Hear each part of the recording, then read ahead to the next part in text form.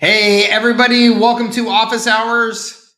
My apologies for the very tardy start here. I was not able to find the correct link in StreamYard, and I just found it, and it was just completely my fault. It was just the way things were organized. I couldn't see it, so sorry about that. I apologize for keeping you waiting, and thank you for your patience, and thank you for joining me.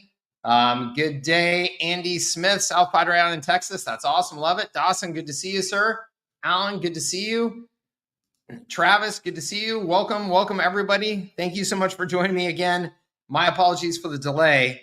It was literally just I couldn't see the way the interface was laid out in StreamYard. I just did not see the call, and I had to scroll to another page, and there it was, and just completely goofed it up. So I'm sitting here harassing my team, trying to figure out where the link is.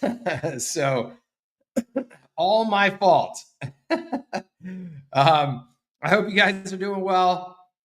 Happy 4th of July week. And I hope it's a good one for you. We obviously adjusted our office hour schedule here to the 3rd of July so that you guys can enjoy your 4th of July, as I will be doing. I hope you have fun plans. I'm going to be, our tradition here in San Diego is to essentially just go down to the beach and horse around at the beach all day long, which is what I'll be doing. We will go from beach, walk up the hill from the beach to the restaurants, walk back down to the beach, walk back up the hill to the restaurants, walk back down to the beach. It's kind of a perfect 4th of July.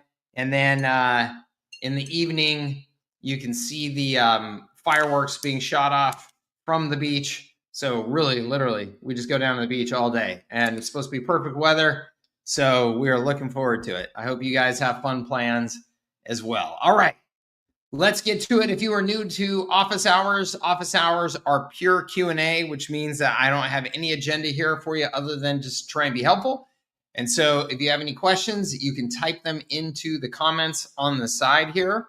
Or if you have any longer questions that need more discussion, more context, you need to screen share, anything like that, I just put a link into the comments, and that link will take you backstage here on StreamYard, and I'll be able to add you to the video here, to the stream, and we can have a conversation. And like I said, we can screen share, stuff like that. So if that is a better fit for you, you can do that. And I'm also going to jump into our community and see what questions we may have over there. I know I've been tagged on a couple of things here this last week, and so I will check that out. All right, good. I see Alan Bell's got a question in there. Perfect. Awesome. Cool. Let me get back to those. I see we got a question that just came in. All right. Andy Smith says, I have a question about new client acquisition KPIs. Are there certain target numbers we need to be shooting for with cold email outreach? And how do these KPIs differ from cold ads? All right. That's an excellent question, Andy. So let's start with that. The big difference in the KPIs between cold ads and cold email is that cold ads are going to cost you a heck of a lot more money. And so you're going to want and expect and, kind of need to see better performance on those ads than you would expect to see, or than you would care to see on the email. I mean, obviously we'll take as high a performance as we possibly can on either, but the fact that email is so cheap to send out the door versus running an ad on Facebook or Instagram or LinkedIn, obviously it's just, this is why when you see, every year you see something published about what are the highest ROI advertising channels, of the year. And it's always email is always number one. It's like, a 16,000% return. Well, yeah, because it's just so damn cheap to send email that if you get anything out of it, it's kind of an infinite return. That being said, let's talk about the kinds of metrics that are generally considered in a realistic range for both of those channels. Okay. And actually, I would say that they can perform pretty darn similarly if you're taking a mass email approach. If you are taking a very kind of customized, personalized, individual email approach, even though it's cold email, then you can get much, much higher response, right? So Andy, with ads, if I'm running cold ads, for me personally, like a 2.5% click-through rate is kind of the minimum click-through rate that I'm looking for to say, okay, that ad is getting shown to the right people and has at least some sort of message that is resonating with that audience. 2.5%. It's kind of the bare minimum. If you run a really good ad, that can be 10%, 12%, even 15% sometimes. And I'm talking about to a cold audience still. So, if you're retargeting, obviously your numbers can go up, but when you're running a cold ad, if you can get a 10% click-through rate, I mean, you're just crushing it with that ad. That's rare. Anything, like I said, 2.5%. If I was doing an ad that had any sort of like sales message, call to action, things like that, things where people are going to recognize, oh, this is an ad, right? They're trying to sell me something. Anything between 2.5% and 5% to cold traffic, I would say I'm doing really well. I would also say, Andy, all of these metrics really only matter when it comes to the final result for you. And is that final result the ultimate, is it hitting the target that you want it to hit ultimately, right? Because I could have a 5% click-through rate on an ad, but then nobody actually does anything. And so they clicked on my ad, great. But the rest of what I was asking them to do did not work or was completely out of alignment. I could have a 2% click-through rate on an ad and everything else works perfectly and I get incredible ROI out of it. So each step in this process is really only an indication as to whether or not you could be doing better or not at that particular step, right? So if I had a 2% click-through rate ad, I would definitely still be testing that ad to see if I could get a better click-through rate, right? If I had a 5% click-through rate on that ad, I'd probably be all good. And I mean, of course, you're always testing, but I would take that 5% click-through rate ad and I would absolutely be putting dollars behind it to try and expand its reach, okay? Versus the 2%, I probably wouldn't be putting more budget behind that. I would just be doing more testing until I found a better winner and then going for it. On a cold traffic landing page, I would say anywhere around 25% is a really solid baseline number. And then if I'm getting up 35%, 40%, something like that, I'm doing really, really well. So somewhere in that range.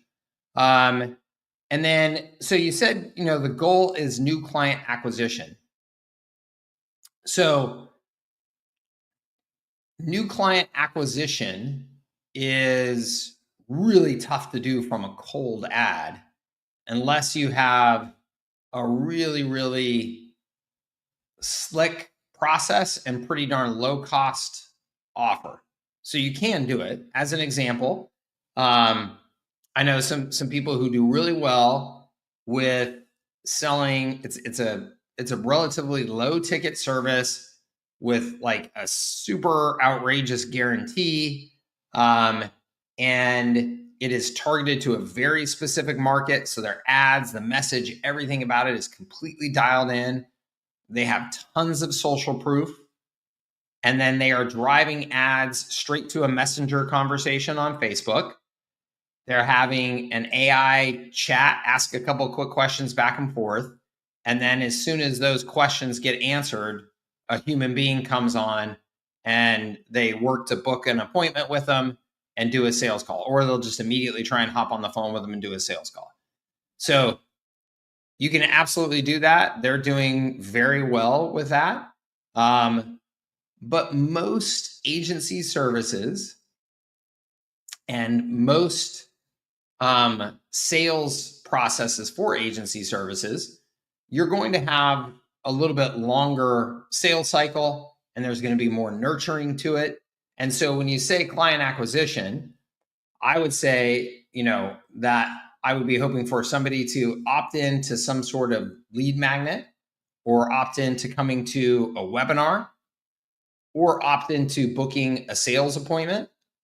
Whether or not they call it a sales appointment, a strategy call, or whatever the heck. But those things can absolutely be over the course of, 30 days of a prospect seeing our first ad, clicking on something, getting a lead magnet, getting some follow-up emails from us, seeing a retargeting ad, hopping on to then later on hopping on to a strategy call. Those things can happen over a good long period of time. And that should be the expectation of anybody in the agency business. Okay. Of course, we're always doing everything we can to try and shorten that. But the reality is, not a lot of businesses are just sitting around thinking, oh yeah, I want to sign up for those agency services today, right? They're learning from you. They're getting nurtured by you. But again, you can make those lower ticket foot in the door offers that you can get, some fast response from. So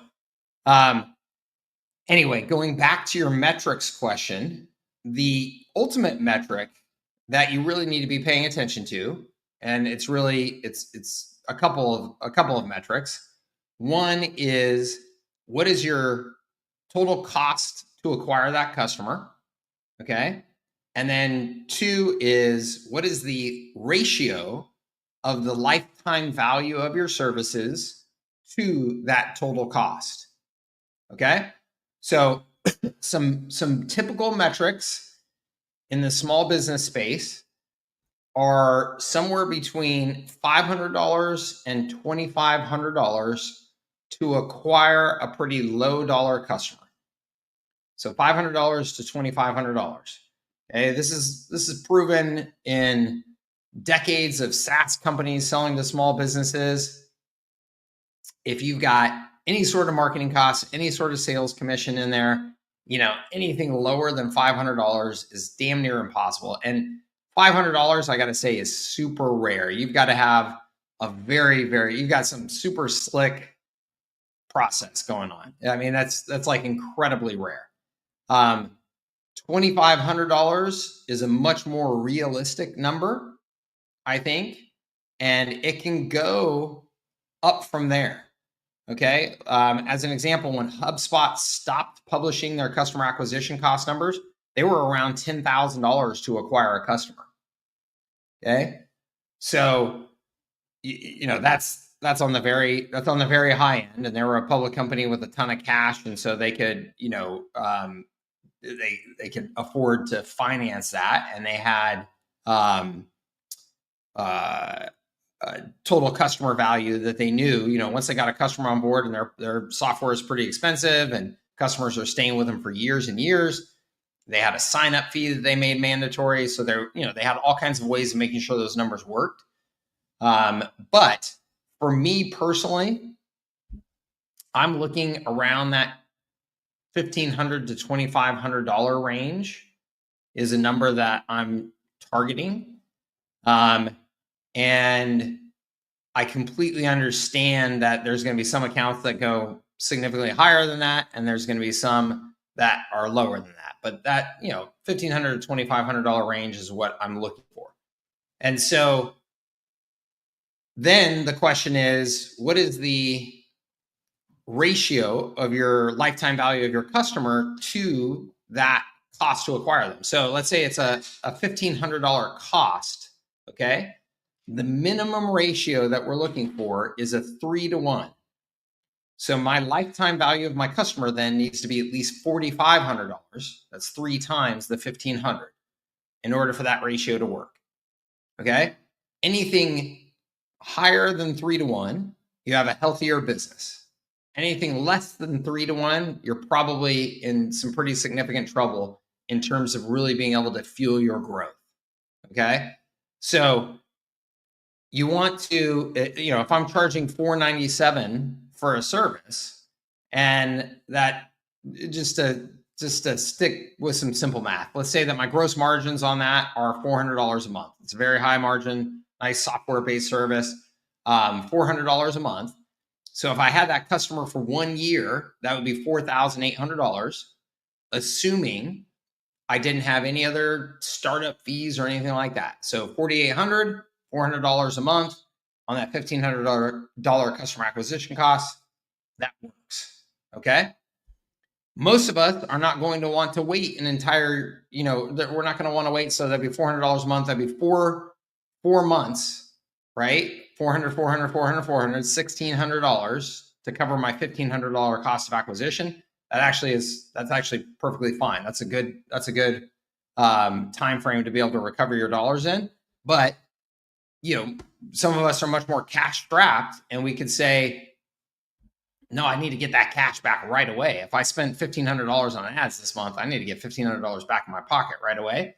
And so that's where you need to have some sort of startup fee, some sort of initial fee that you're charging, or you're getting that customer to pay in advance for the year and giving them a discount. You give them a 10% discount if they pay for the year in advance.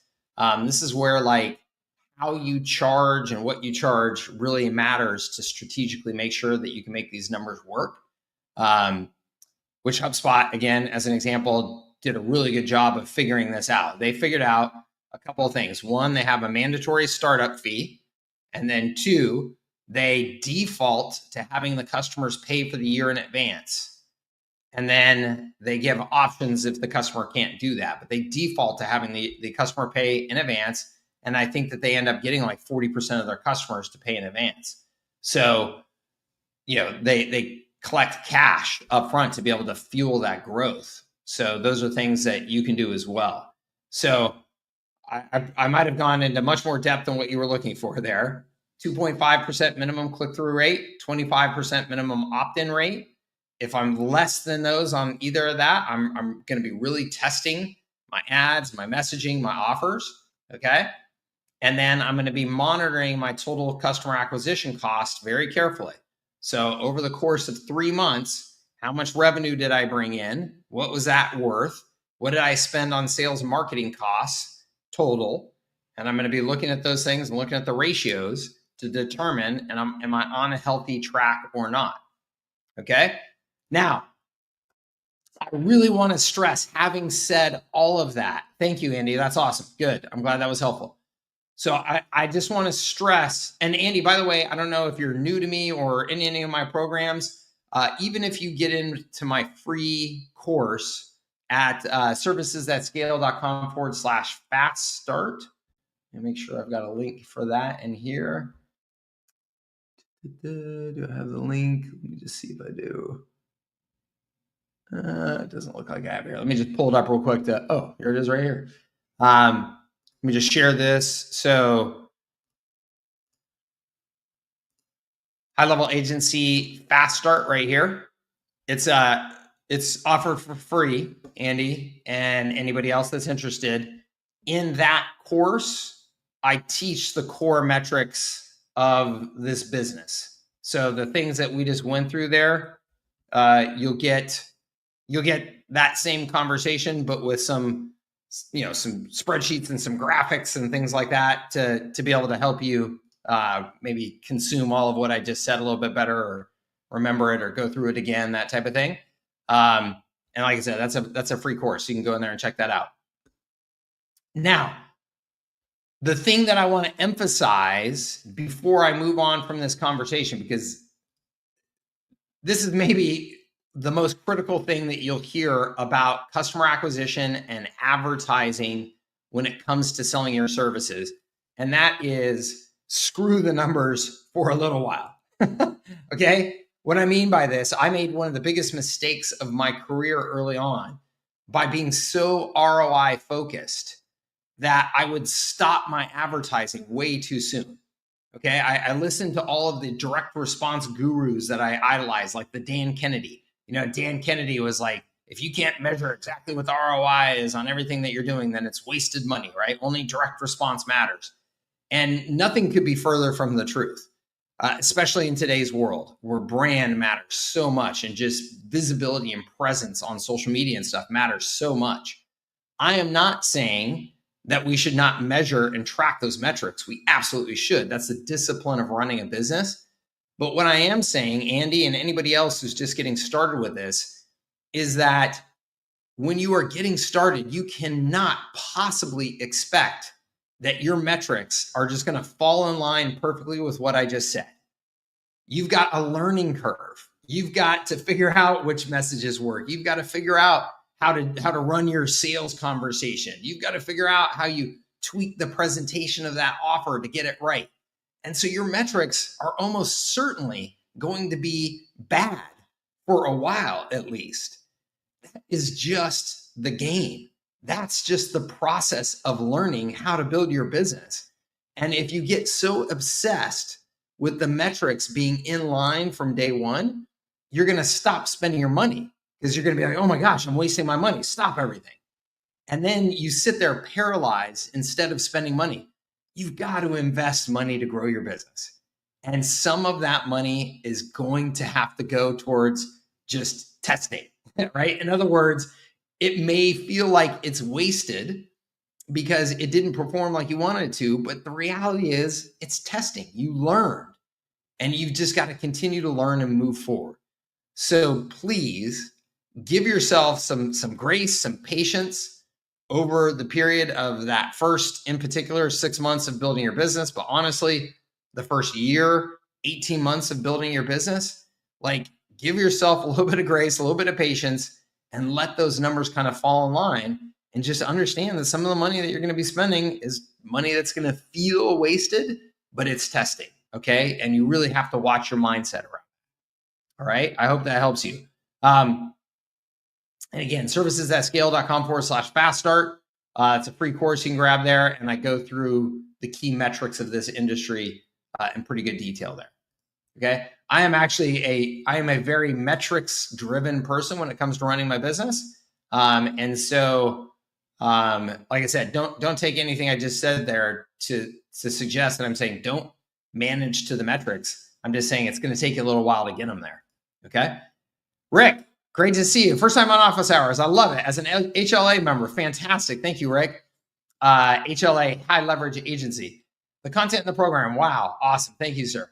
For foot in the door package, CRM, Convo, Inbox, are you offering all 7 features listed at $97 a month or just a few? Thanks. Okay, that's a great question, Rick. I'm going to have some updates for you on this pretty quickly, just as a little teaser there, but I'm going to give you, let's go ahead and give you the best answer that I can give you here right now.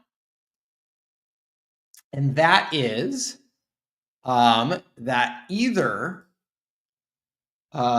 scenario is great. They're just different, and different is good because you can hit people with some different angles, right? Some different offers, some different angles. So if we look at the service package design sheet, and you see here this list of the foot in the door options, right? And honestly, I mean, obviously there could be others. You could put all of the AI capabilities in here individually, or you could bundle them together. So Rick, whatever foot in the doors that you decide are the ones that you're interested in running with. Could be a free website, could be just a web chat, could be just missed call text back, could be any of these things. Or what I'm a big fan of as well is you could bundle things together in what I call like a fast start service package. So for just about any small business out there, giving them web chat, the AI chat bot, some AI voice, some missed call text back, plus that conversations inbox. Let's just take that list right there. So not all these other things, not the birthday funnel, Yext, like forget about all those things right now. Let's just say that we were just going to lead with web chat and AI powered web chat, AI voice, and that conversations inbox. And then ultimately I would do missed call text back for as well. It's just understand that that one may take you, a few weeks to get activated because of the approval process and whatever. But you can get AI chat and that conversations inbox going right away, right? And so you could bundle some things together and say, like, you call this your, you call it your fast start package for businesses, whatever you want to call it. But this is something that you could offer where you're packaging a number of these foot in the door options into one bundle and then, charging, let's say, $197 a month for that. Whereas a normal foot in the door, a single one, you'd probably charge just $97. So now you're giving them this bundle of 4 or 5 goodies and you're charging them $197. So it's a real nice deal and you're hitting them with a real impressive amount of value at that price point. So you can make that offer. That's a great offer, right? And that still, to me, can be sold as a foot in the door offer. Like it's an easy thing to price at a pretty low price point and set up quickly and just get people moving, right? But you could just have an offer just for a free website. You could have an offer just for AI chatbot, right? So you can make these just these individual foot in the door offers as well. There is absolutely nothing wrong, and I would say it's even good to market market all of those things that I just said, but market them individually, right, Rick? So the great thing about each of those foot in the doors is that you could make just a very clear, specific offer at that $97 a month price point that you're saying. So when we were answering Andy's question earlier about how to get our metrics up on our ads, right? What those metrics should be, the more clear the message, the more simple the message, the more easy to understand the offer, the higher all of our metrics are going to go. Okay. So when we go out there and just say free website, boom, that's a punch in the face. Like nobody's going to miss it. I get it. It's a free website, right? Okay, cool. The AI chat, it's not as powerful as free website, but AI chat is a very clear value proposition that you can communicate to somebody and say, hey, look, stop missing all these opportunities that are coming to your website. Let us show you how to engage them and capture them. It doesn't require you to have more team or anything like that. We're just going to start getting you more opportunities. $97 a month, very clear offer. So you can make those individual offers to make sure that you're really crushing the message on each one of them. So it could be for a week or two, you're running free website, right? You're running some ads, you're sending that in your newsletter, you're following up with anybody on your list and saying, hey, we got this special offer. And then the next 2 weeks, you're running an ad and sending out your newsletter and following up with all your prospects with the web chat offer. And then the next 2 weeks, you got something else going, right? And so you just boom, boom, boom, sequence those, get through all of your offers, start over with the free website offer again, and just keep on trucking, keep tweaking your messaging, testing your messaging, and you could do that forever. But as I said, you could also have that fast start bundle, and then you could do one of two things with that, or you could do both. You could be offering that fast start bundle as an offer, as a foot in the door offer, running ads, doing, putting in the newsletter and focusing on that for the couple of weeks like we talked about. But you could also make that your first upsell to a customer who came in on any of the other foot in the door offers, right? You could say, hey, it's awesome. You're coming in for, our AI chatbot, $97 a month. We get you up and running on it fast. You demonstrate the value of it. And then you go, you know what? Just for another $100 a month, you can get all these other things as well. So that could be a nice first fast upsell too. There's no right or wrong in any of that. And my personal opinion, Rick, is that the ideal scenario, if you have the marketing horsepower and time and energy and budget, is that you market all of those things. You don't have to market them all at the same time, but that you are continuously kind of cycling through them so that you've got a fresh offer in front of people all the time. Okay, does that make sense? Rick, let me know.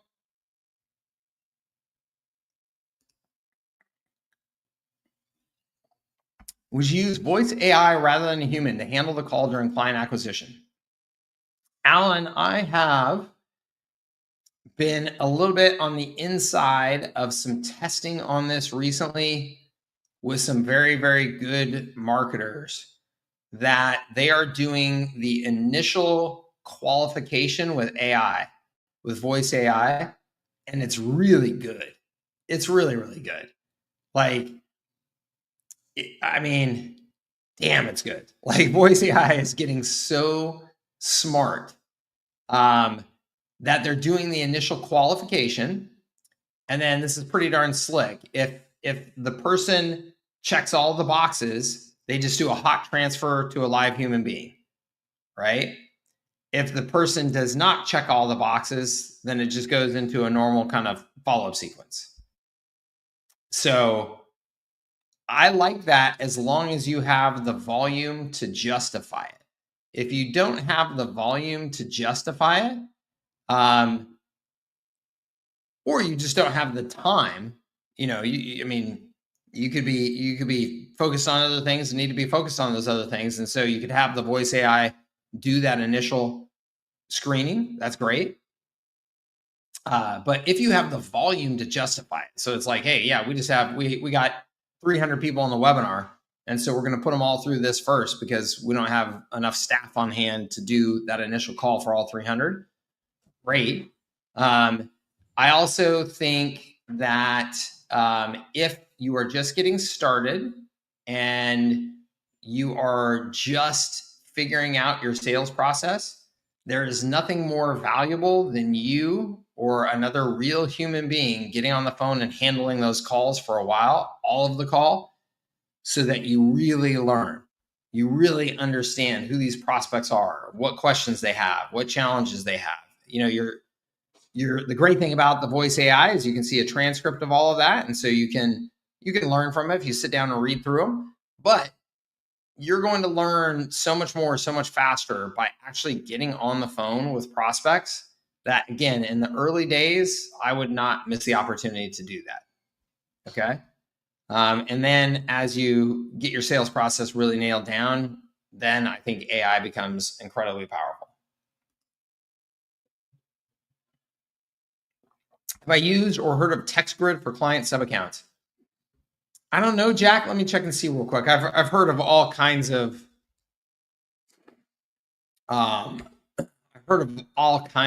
these services that are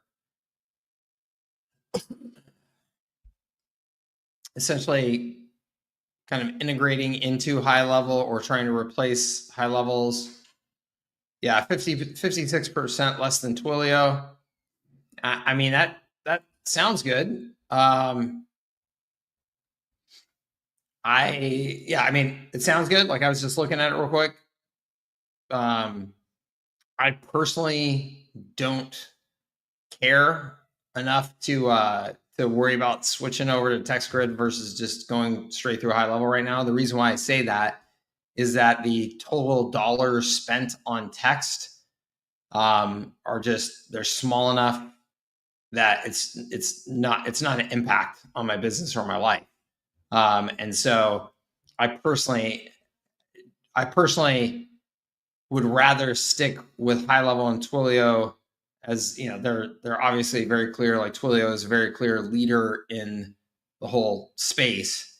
And just to make sure that the reliability is what I want, the deliverability is what I want, all that type of stuff.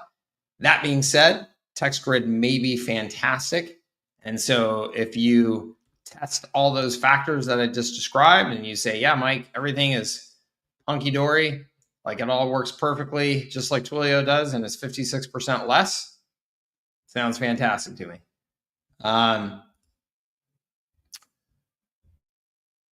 Travis Holden says, what is your decision-making process on buying a house versus renting, especially in your 20s and 30s when you have the most business ignorant debt to pay? Found ownership pain in the ass when in biz startup mode.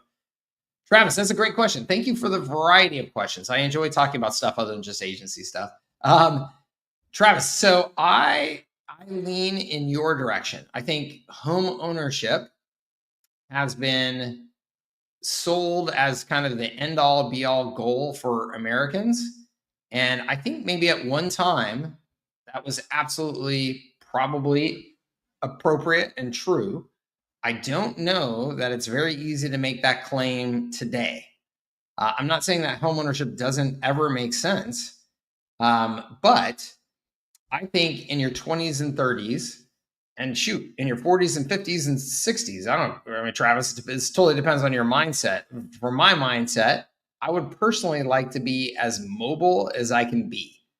And owning a house is the exact opposite of that. It makes you feel like, okay, I'm stuck here, right? I may not be able to sell it, or I may have to sell it at a big loss if I want to move fast to go someplace else, whatever. I may not be able to rent it out. And so I think that mobility is really important. You want to go to where your opportunities are if you want to be as aggressive as you can about your career and about your life, right? Travel and all that type of stuff. That being said, if you're like, I live in San Diego, I'm never leaving San Diego. I don't care what opportunities are outside of San Diego. This is just it for me. And I'm starting a family and raising kids, and we want to have a home and all that type of stuff. Man, good on you. Get a home, right?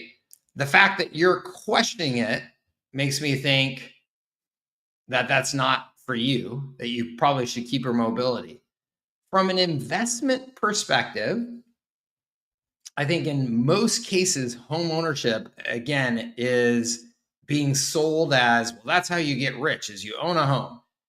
And I think that is has been true for a lot of people. It is the laziest, most passive way of trying to build your wealth. And I'm not a big fan of lazy, passive ways to build your wealth. And what I mean by that is you're essentially signing up for, in most cases, a mortgage that the mortgage is going to be many times the actual cost of the house over the next 25, 30 years.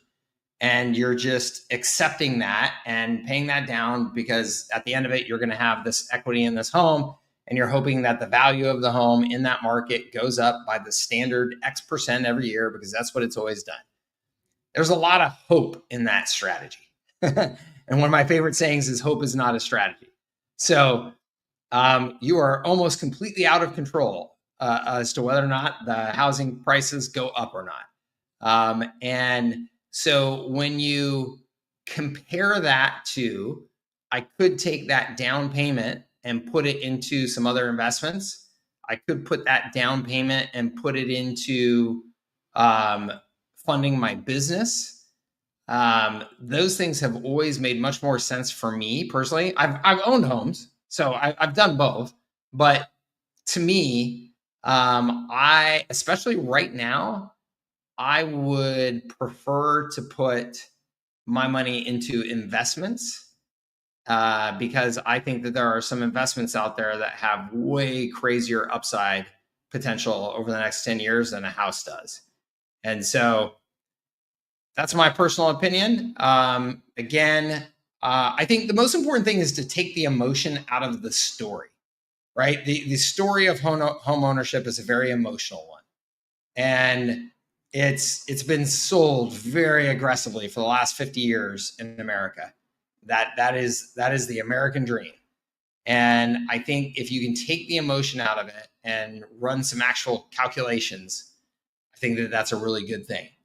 And then, like I said, you're raising a family and you and the wife and the kids are in the neighborhood you want to be in and you found your dream home and all that. I think that there's a lot of value to that too. And that's a good decision to make as well. So Jack says, would you not recommend using Facebook ads for the free website put in the door offer? Jack, I would absolutely recommend using Facebook ads for that. Yeah, I love Facebook ads. The R6 and R4 scripts seem to be interchangeable throughout your courses. Is the R6 just an upgraded version of the R4? Yes. Yeah, Shane, I will take the R4 out of there pretty quickly because I know it's causing some confusion. I initially just left it in there because the R4 was proven for a dozen years. So I didn't want to just take that away. But yes, the R6, in my opinion, is an upgraded version, particularly to help you sell HighLevel as a system to your customers. And I say HighLevel to be able to sell your marketing system based on HighLevel to customers. So personally, if I'm just starting from scratch here today, I would just be all over the R6. Don't worry about the R4. Okay. Awesome, Rick. Billy says, I was slightly skeptical about AI chat as an offering because I see it on a lot of websites like auto dealerships, but I looked at 10 med spa websites in the area I live in, and not one has AI chat. Yeah, it's a huge opportunity. And I got to tell you, AI chat is a winner. And when I say it's a winner, I mean it's a winner as a business using AI chat. It has made our lives much easier. It's made our responsiveness much better. It's cut down on support costs. I mean, everything about it is a winner. Every small business should have it. It's like, to me, there's zero argument as to why a small business should not have it. So that's my 2 cents. Jake says, new here. What's up, Jake? So maybe off topic. Do you think location of the business matters? I'm in San Diego. San Diego in the house, Jake. I'm in San Diego too. And it feels like a super saturated market for agency owners. All the greats are here. Jake, no, I don't think that that's the case. I think you got plenty of runway, in my opinion. So do I think the location of the business matters? Though, yes, because I think that I think there's just value to being in bigger economies, right? So some of you guys are starting your agency business in your 40,000 person small town in Missouri, that there's not much economic growth. There's not much, whatever. That just is what it is. You can still build yourself a nice, little thing right there in your 40,000 person town. But the reality is, if you want to build something more than just a nice little thing, you're going to have to sell outside of that town as well, right? So yes, the fact, Jake, that you're in a nice, bigger market, it's not a Los Angeles or a New York, but it's also not a 40,000 person town in Missouri, gives you a lot of advantages. So I think that location does matter in that case, but I think you're in a great market to go hustle. No problem. Do you have a course that fully covers Facebook ads? Yes, Jack, I do. It's called the Attention Engine. The Attention Engine. That is in the courses there.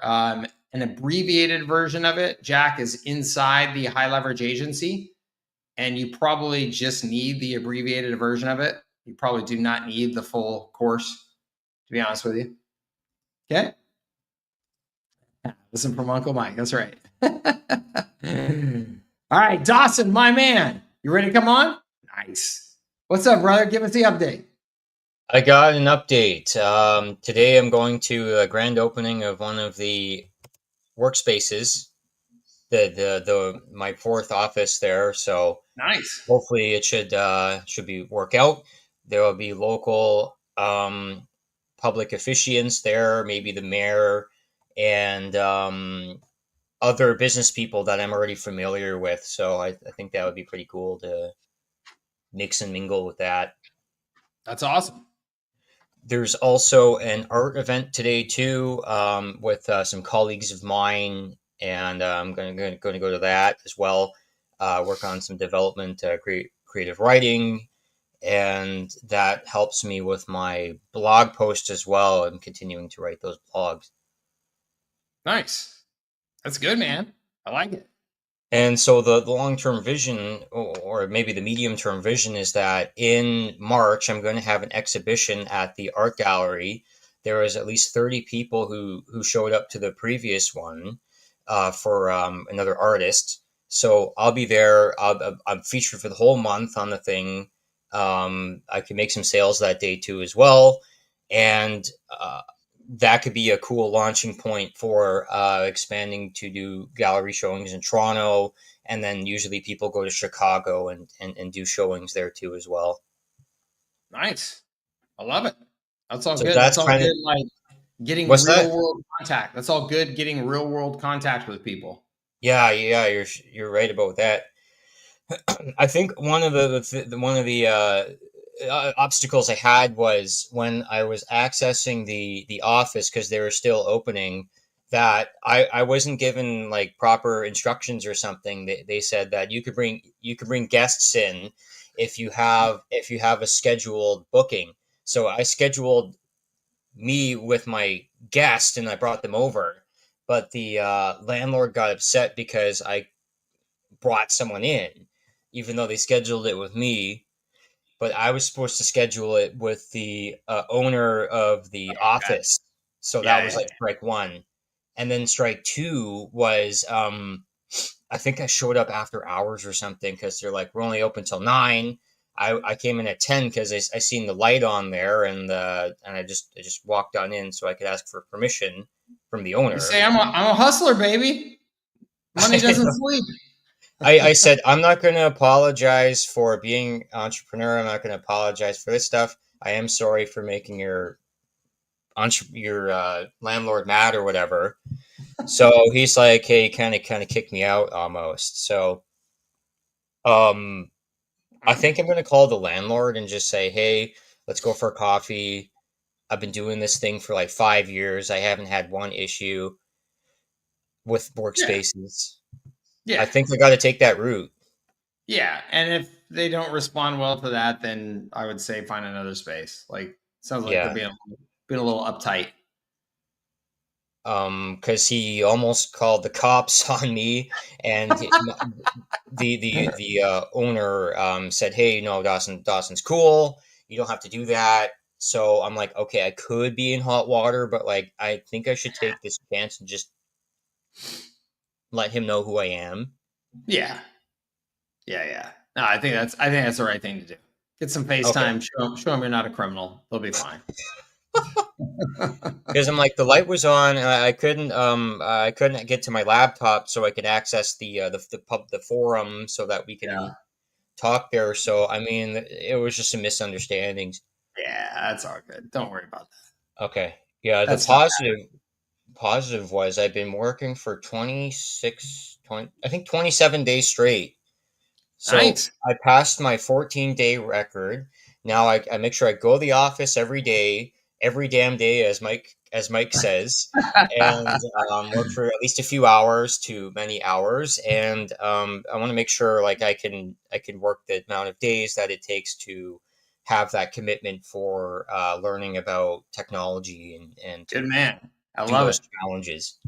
I love it. Well, take Fourth of July off because we're going to be selling that. We're going to be celebrating that down here. You should celebrate with us. I'm in Canada right now, I but know. I I know know. I might head That's why down I to said down Buffalo. here. I might head down to Buffalo to check out the fireworks there. There you go. Of So yeah, thank you for guiding me on this entrepreneur journey, and course, man. I love it.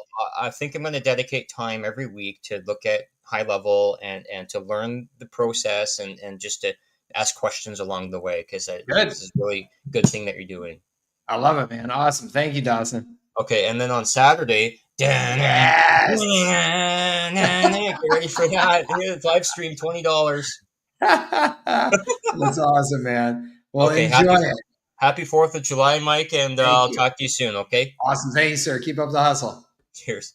All right, let's see here. Timothy Lee says, if you were a newbie and new to high level, how would you learn the workflow building process if you could not afford to pay for this through outsourcing?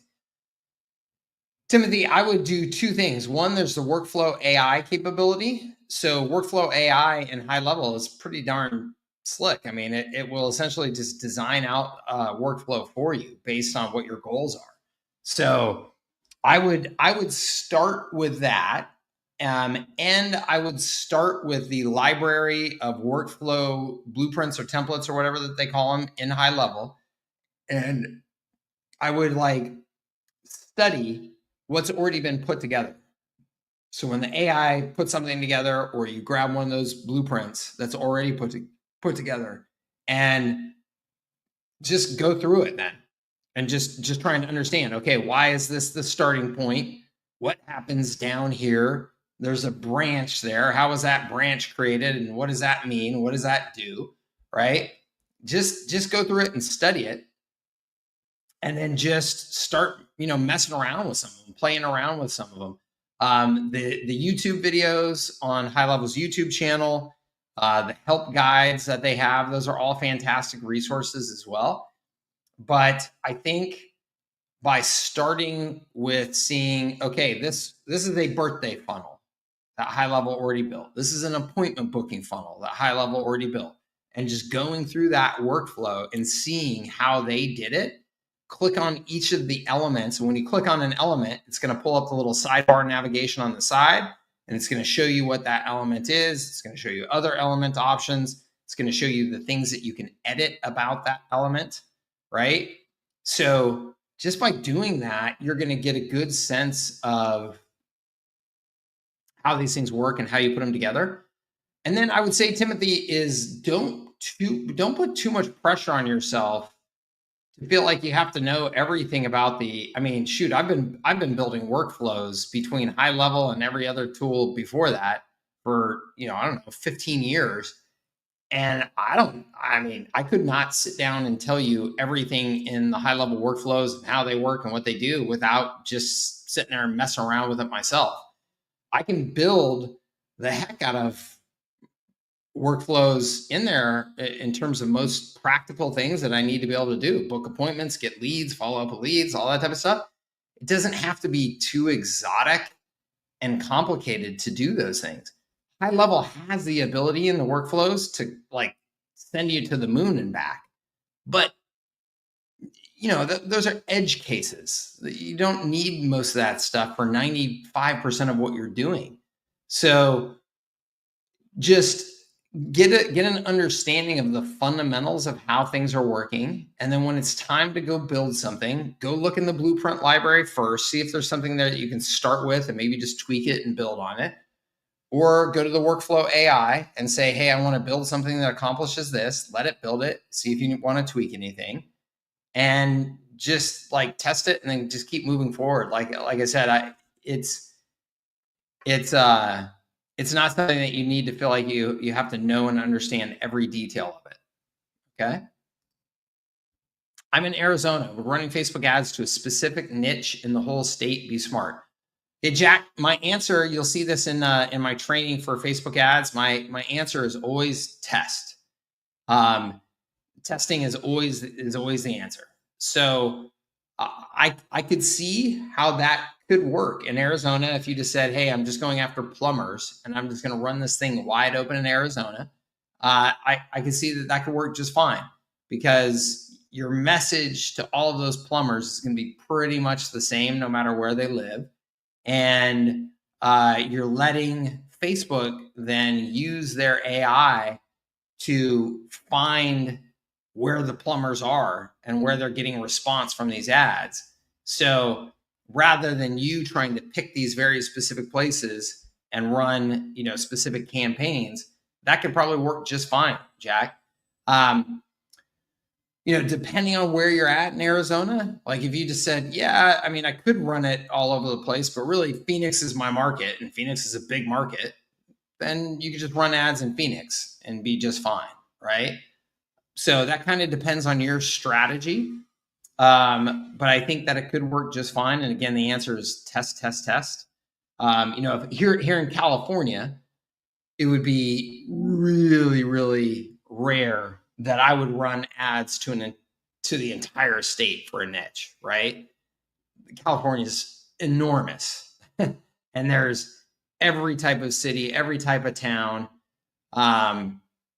It's just, I would run San Diego ads, Los Angeles ads, San Francisco ads, and then whatever else I was targeting. But I would just run ads in those markets. They're huge markets. They're distinct markets. But in Arizona, yeah, depending on the niche, I would at least test it for sure. Okay. And I wish I could just tell you a just do this answer, but the just do this answer is always just test it. Okay. Back to the group here. Alan says, just upgraded the 497 HighLevel, and I'm wondering about how best to map the packages in the SaaS configurator to the R6 Surge to SaaS packages as an example. I also want these SaaS configurator packages to be on the website I'm building, so it would probably make sense to do this sooner rather than later. However, if I do map them, should I build in some of the additional add-ons and reflect these in the pricing, like the AI employee, for example? Yeah, so here's the deal, Alan, and I think that this is true for almost everybody, is that the SaaS configurator is a fantastic resource for you to have to ultimately put people into those actual service packages and to actually use that for your billing and all that good stuff, because it's got such automation capability in terms of how it's going to bill people and rebill people and all that stuff that you want to take full advantage of. But like putting it up on your website and trying to represent everything that's in that on the website and give, all these different options, that can be super overwhelming. And I think that in almost all cases, simplicity is best. And then once you're in the sales process with somebody, if there's more details that you need to get into with them, you can do that. But trying to have that all up on your website can be super overwhelming. I think like HubSpot is a great example. Go to HubSpot and you look at all the stuff that they have on their website. So if I just go to Sales Hub, and let me share my screen with you here.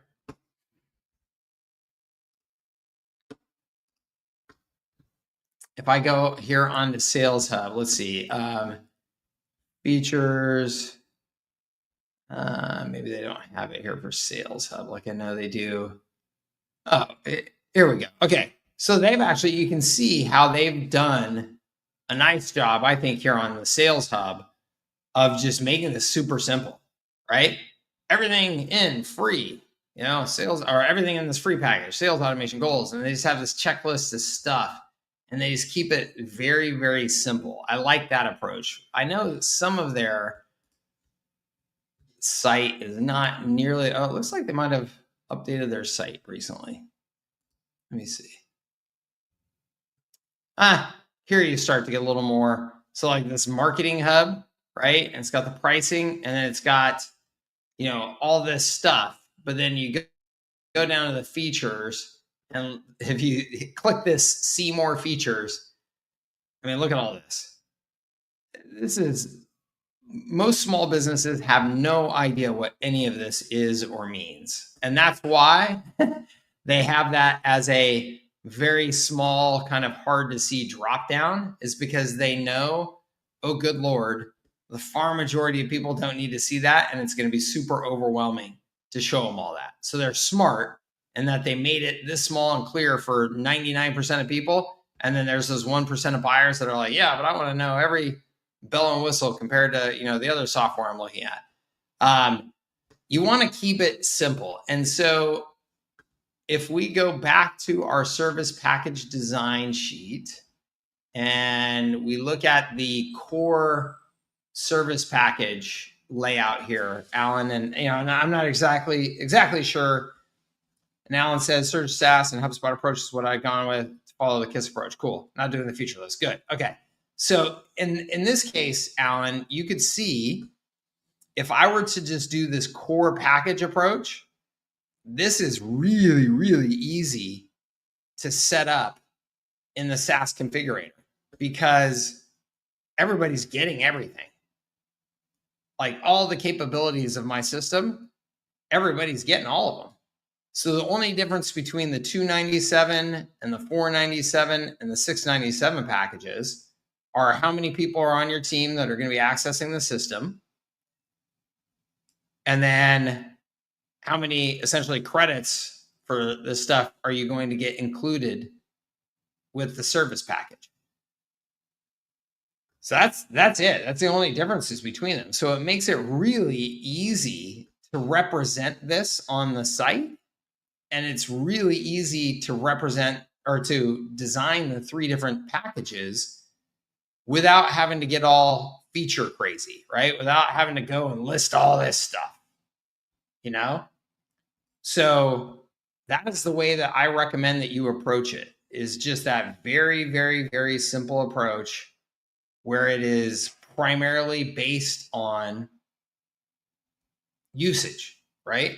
How many people are going to be using the system? How much SMS, email, stuff like that do they want included? Okay, so that is generally the approach that I would take. There's no problem doing like what HubSpot did, listing like, and here's these core capabilities that you're going to get, but you don't have to put all of the bells and whistles on there, right? Alan says, would you set up all R6 capabilities for a client or focus on what would have the biggest impact on a case-by-case basis? My mindset, Alan, and I would suggest that everybody have a similar mindset, is that you are designing a marketing system and you are taking that marketing system out to the market and you are selling that system. You're not selling that we can customize things and turn this on and that on. You're selling a system. Our system includes all of these things, right? Now, you may have these scenarios where your system includes review capture, but they already have a review capture service that they've been using for years and years and years, and they're happy with it, and for whatever reason they just don't want to replace it. Okay, so then you're still getting our whole system, but we're just turning off the review capture capabilities for you because you've already got that. Your customer may have a brand new website that they just invested in, and it's beautiful, and they just spent 10 grand on it. And so the last thing they want to do is rip that out and put a new one. So instead of giving them a website, you're going to integrate the HighLevel capabilities into their existing website. So that's an example. But generally speaking, I am going to assume that I am providing all of the capabilities of my system for that customer, and that there are going to be some exceptions where I'm going to leave some things out, but I'm not going to pick and choose each customer like, oh, I'm going to set this up for you because you're going to get the most bang for your buck, and then I'm not going to set up these. I'm taking a system approach. Okay. Alan, in the implementation, though, you may decide to set up certain things first to get a fast start of impact for them so that they start seeing some benefit of your service right away, right? Like while you're getting everything else set up, you may say, hey, you know what? We're going to go ahead and put the web chat in place because we can get that thing fired up fast, start making an impact for you. And then we're finishing the rest of the implementation of the system. You could decide to do that. To get some sort of quick win for your customer. That's not a bad idea. Yeah, quick wins are key. Absolutely.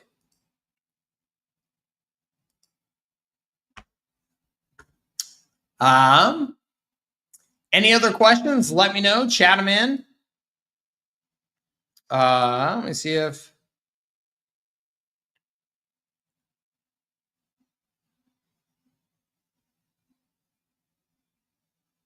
Cool. I don't see any questions in the online chat that haven't been answered, or in the online group that haven't been answered. Billy says, how robust of a website can be produced and go HighLevel? I would say, Billy, robust enough for 95% of small businesses, and maybe more. Small business websites really are not very sophisticated, and you are probably going to make them a much more sophisticated website in HighLevel than they would otherwise have, right? Because most small business websites are just a brochure. Here's our homepage, here's our About Us page, here's our services page. They don't have lead capture, they don't have chat, they don't have a dynamic phone number that is doing missed call text back, they don't have calendaring, they don't have review capture. or they have one of those things but not the others, that type of thing, right? So you can build a website that's going to be it's going to be everything that small business needs in 95% of cases. The exceptions, there are some of those small businesses that are doing some unique stuff and they have the money to invest in, hey, I need something a little more custom or whatever, that you probably, you may not do that with a HighLevel website, but it should not be a concern at all, in my opinion, in terms of building your business around it. They're SEO optimized, they're mobile optimized, they're all of that. Okay.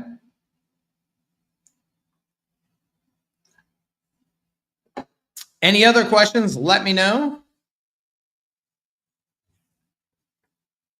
Otherwise, we'll let you get back to your day, get back to your week.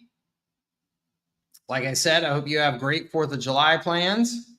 This is one of my favorite holidays. I think it's just a good celebratory day. People are excited to, it's not religious, so you don't have some people celebrating, not others, all that type of stuff. It's just a good day that everybody's out there feeling patriotic and celebrating.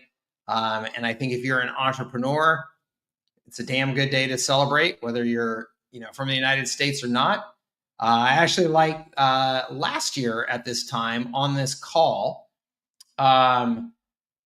I remember we had some gentlemen from Australia on the call, and they were saying that 4th of July is their favorite holiday of the year, and they always travel to the United States. In fact, they were coming to San Diego area to celebrate the 4th of July, and said that they always do. They always come here for a week and celebrate the 4th of July in the United States. I was like, that's pretty awesome. So yeah, I think it's worth celebrating, no matter where you're at, especially if you're an entrepreneur. Carlos, just had a full recovery from knee prosthetic surgery. Man, good for you. I'm glad to hear that you're recovered. And yes, get back at it, man. Thoughts on having a backup payment processor set up? Travis, I think it's always, always, always a good idea to have a backup payment processor, no matter what kind of business you are. I will never forget one of my favorite experiences when I was a young entrepreneur. And I worked with some entrepreneurs who owned a bunch of restaurants, really successful restaurant owners. And I'll never forget that one day the point of sale system got a bug in it and shut down at one of these restaurants. And this is like a $5 million a year restaurant at the time. So this is 20 years ago. So that was a really successful restaurant, right? A lot of money going through there every day. And the point of sale system shut down and everybody just froze. They were just like, oh, day's over. Can't take any orders, can't do business, right? And the owner got a call that they were just paralyzed and came flying in. He was like, what, are you freaking kidding me? Get out pieces of paper and write down the order, hand the order to the cooks, tally up a bill, give it to the guy. What are you doing? Business still runs. Your brain just got shut off from the process because you're so used to the technology. And it's kind of the same way with backup payment processing. It's you don't want to just assume oh, this is just the way it happens and it's going to happen. And we're always going to be able to collect our money. And because the day that stops working and you can't collect your money, you want to have a plan. James says, what's your process for validating a niche before building a full system for it? I'm targeting photographers and studio owners. Any red flags or green lights to look for? Yes, sir. Let me pull up a quick little presentation on this that I have, because I think it's super useful to have a little bit of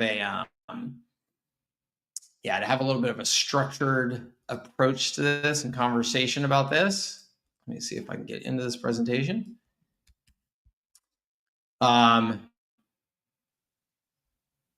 Because a lot of people just wing this, getting into a niche, or they get into a niche because they are, they have heard from somebody else that this is the niche, this is the hot niche, this is the moneymaker or whatever it is, right? And that is a big mistake. So let me just share with you this presentation real quick. And we can have a little conversation about it. So this is my approach, James, and take it a little bit for, well, here's my approach. So you can see these various factors in here that are all important factors. Okay. So let me just go through them quickly. What is the size of the niche? Okay. Big niche, generally more opportunities. Real small niche, generally less opportunities. How is that niche growing or shrinking? How fast are incredibly important. A shrinking niche, people are tending to try and hang on to their territory. They're getting defensive. They're trying to hang on to their money, right? They're probably on an individual basis, their business is suffering and shrinking as well as the niches. That makes it much harder than when you're in a niche where everything's growing and people are flush with cash and they're excited, right? And it feels like opportunity is in the air. So that's a really important one. Accessible channels. So what I mean by that is there already somebody who has gathered up your audience that you can tap into in a nice, fast, economical way to be able to reach them and reach prospects fast? Okay. So my own story of this is an example. When I built up Kutenda, I was targeting IT companies, IT management companies, and there was a couple of major software vendors in that space that already had, they were like the HighLevel in the space. They already had tens of thousands of customers. And so I got them to do webinars with me. And so I would get these webinars going where they would get marketed to, 10,000 of my best prospects. And so I immediately was able to launch that business very fast because I would get a webinar and I would get hundreds and hundreds of my best prospects signed up, right?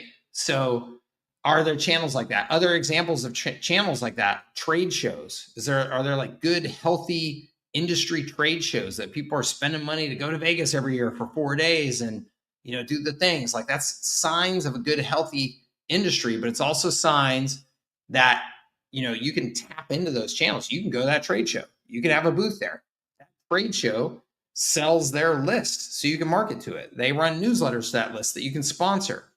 Right? Are there industry newsletters you can sponsor? Are there industry podcasts? Are there industry YouTube channels? All of those things are things that you can tap into to really dramatically accelerate the growth of your business. Okay. Is there proof of success? Is there somebody in your industry, in that niche that you can say, oh yeah, look, that's a successful agency. Somebody's making money here. You don't want to be a pioneer, right? You generally don't want to be a pioneer. It's very risky. And in this market, if you find a niche that there's nobody having some success in, that should be a red flag. Do you have some sort of winning strategy for success in that niche? So in other words, James, maybe you've got a bunch of experience with plumbers already, whatever it is, dentists, chiropractors. Maybe you used to be a chiropractor. Maybe you worked for a chiropractor and did all their marketing internally, whatever it is.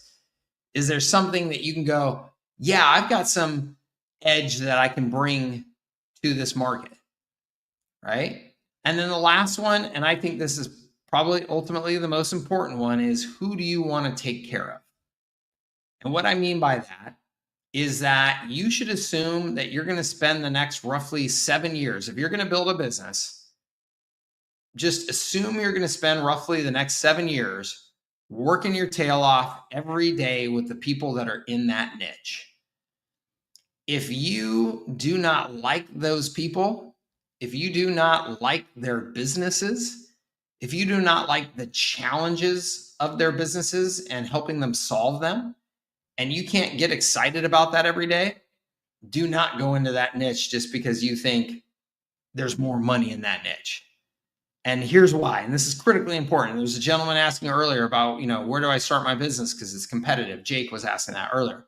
Look, if you start a business an agency selling to restaurants and you are not fired up about restaurants, you are going to get your butt whipped. And the reason why is I can show you a bunch of agencies in the restaurant space where these guys eat, sleep, breathe the restaurant business. They love it. They love to create content about it. They love to solve the problems. They love to network with the people who are in that industry.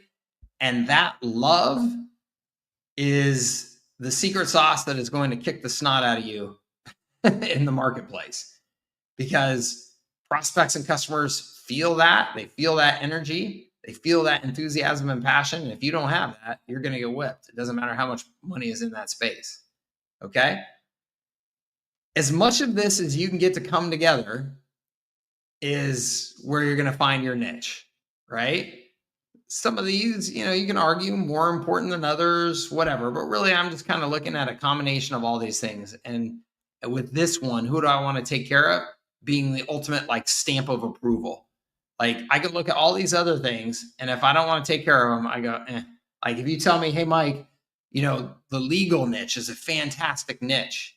And I would say, yeah, I have zero interest in hanging out and talking with lawyers and selling to lawyers all day, every day. So I don't care if it's a fantastic niche, right? Forget about it for me personally.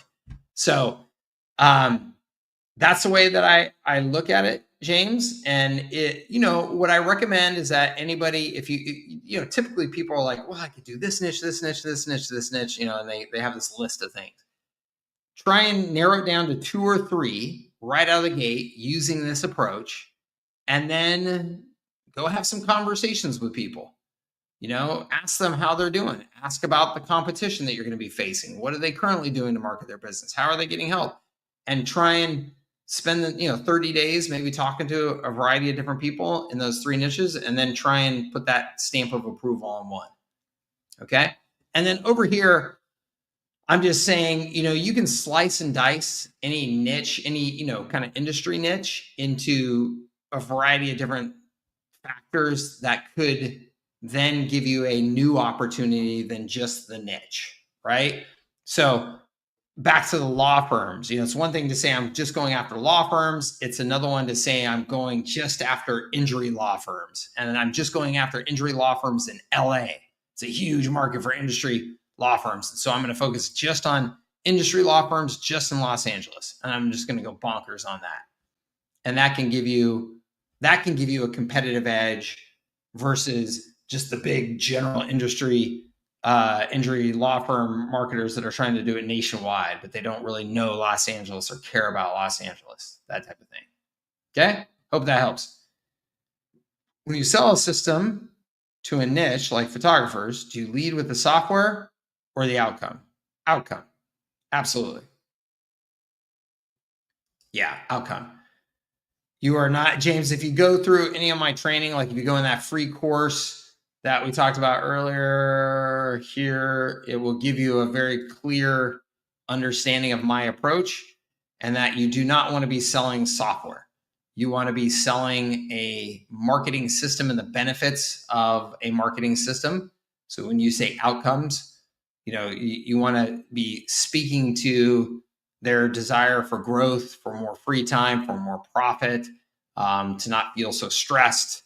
And then that translates down into, consistent flow of new leads, consistent flow of new customers, following up with all of your opportunities, and not being so reliant on employees who don't show up for work every day. And then that translates down into your solution. And that solution includes software, but it is a complete marketing system. It's not just software. And that's how you want to present your services, your solution. Okay. Jack says, what are your thoughts on private equity companies buying garage door businesses and how that would affect our business? I think it's definitely going to happen, Jack. It's going to happen more and more. It's going to happen more and more in any industry here over the next 5 to 10 years, because it's an obvious opportunity. There's a lot of smart people that are sitting around going, the garage door industry is typically run by, some relatively small operators, not thinking, big scale at all. we can go buy 50 of them, put them together, and use AI to make everything hyper efficient and just dominate a market and drop crazy margins. There's going to be a lot of businesses that people are thinking that way. So the way that that is going to impact you is you're either on the inside with that private equity firm that's buying up all those businesses, or you're on the outside. And if you're on the outside, you just lost out on the 50 locations that they're buying, right? If you're on the inside, you get all 50 locations in one shot. So it's kind of like just the way, you know, franchises are in any industry. Like if you can sell that franchise, you get a ton of locations quick. If you can't sell that franchise, you're stuck. Absolutely, James. All right, everybody, we've been here just about an hour and a half. It's time to wrap it up. Thank you again, everyone, for being here. I appreciate all your questions. I appreciate your business and being a part of my community, as always. We do these calls. Somebody asked, how often do we do these office hours? I do them weekly, generally. The only time I don't do them weekly is just if my travel schedule doesn't allow, Billy, but generally these are every week. They're generally every Friday at this time, but because tomorrow's the 4th, we moved it back. And in the summertime in particular, my schedule can be pretty variable because of travel. So just make sure you're looking at the calendar. Absolutely, James. Thank you. Thank you, Jake. Appreciate it. Yes. Happy 4th of July, everybody. I hope you have a fantastic day and a fantastic weekend. I'm looking forward to it for sure. Got, like I said, beach time, boat time, backyard pool time, barbecue time, everything lined up. So it's going to be a good weekend. Again, thank you, everybody. I hope this was valuable for you, and I hope we see you on a future office hours call. If you have any questions in between those calls, please make sure and go to my online community. That's free to access, and you can ask questions there, and my team is in there responding throughout the week. Okay? Awesome, everybody. Take care. Have a great day. Happy 4th. Bye-bye.